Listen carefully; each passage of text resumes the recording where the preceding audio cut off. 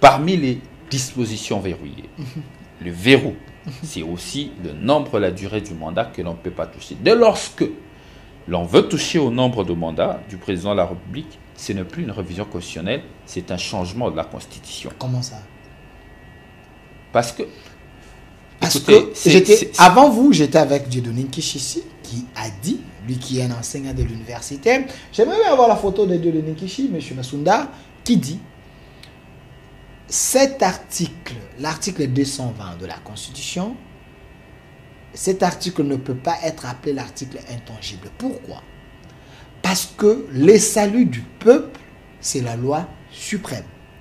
Alors, on peut faire une révision constitutionnelle qui est constitutionnelle, mais à fond, on peut toucher cet article parce que si cet article nous met dans des problèmes, alors le salut du peuple, c'est la loi suprême, on peut décider. Vous ne pouvez pas dire aux députés ou soit à la commission de ne pas toucher cet article au moment que le pays est en feu.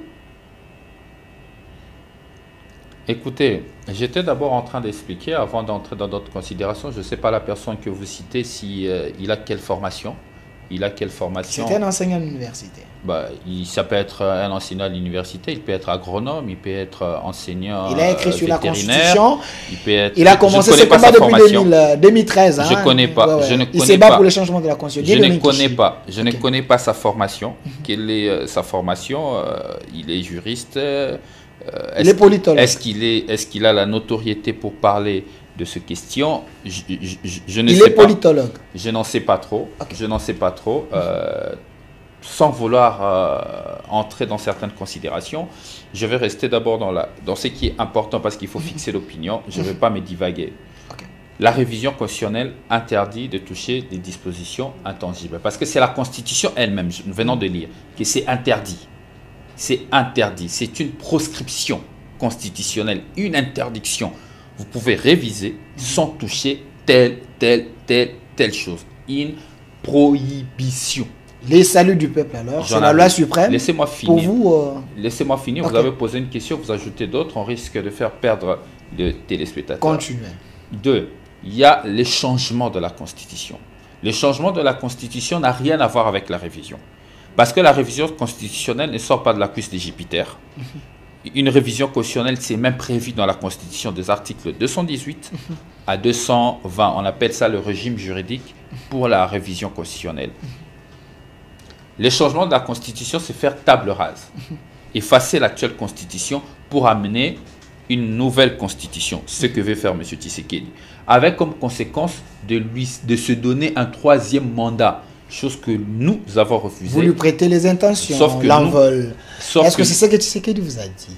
Écoutez, je crois que si ce n'est pas lui qui l'a dit, c'est le secrétaire général de son parti l'a dit, plusieurs membres de son parti le disent, donc ce n'est même pas un débat parce qu'ils veulent toucher au nombre de mandats. Ils estiment que le 5 ans de gouvernance est insuffisant, il faudrait plus pour M. Tshisekedi. Donc M. Tshisekedi aujourd'hui veut s'éterniser au pouvoir, veut simplement, question d'obsession personnelle, de se pérenniser au pouvoir, chose que les Congolais ne lui permettront pas. Donc c'est des procédés distincts.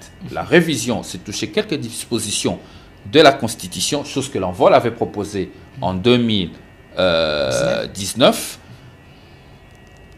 Différence avec, sans toucher les dispositions intangibles, évidemment la révision, à la différence du changement qui fera tabula rasa, notamment permettra à M. Tshisekedi de se pérenniser au pouvoir. Donc c'est des choses différentes qu'il ne faut pas mélanger. Et raison pour laquelle nous estimons, nous l'envol, que la démarche empruntée par le pouvoir Tshisekedi est une démarche d'irresponsabilité. Alors que le pays est dans une situation critique, alors que le pays court un danger imminent, assiégé par une armée étrangère, ce débat est nauséabond. Si vous dites que le pays est en train de courir un danger, le pays est en danger, selon le gens du pouvoir, c'est grâce à cette constitution. Parce qu'il y a les accords de l'Émirat qui sont dans cette constitution. Sur ces, il faudrait respecter cette constitution. C'est la constitution qui est dangereuse pour les pays. Donc le mieux... Non, il y a certains accords. Parce qu'avec on écoute des choses horribles. Il semble qu'il y a certains accords qui sont couchés dans cette constitution. Dans quelle Donc, disposition? Il semble, il faut être précis. par exemple, si vous prenez plus vos l'article... questions sont précises, Alors, plus mes si réponses le sont. Monsieur Massoula, je peux avoir l'article 217. L'article 217 de la Constitution, on peut faire la lecture avec vous ensemble, monsieur Ramazan, et j'aimerais bien que le public écoute votre son.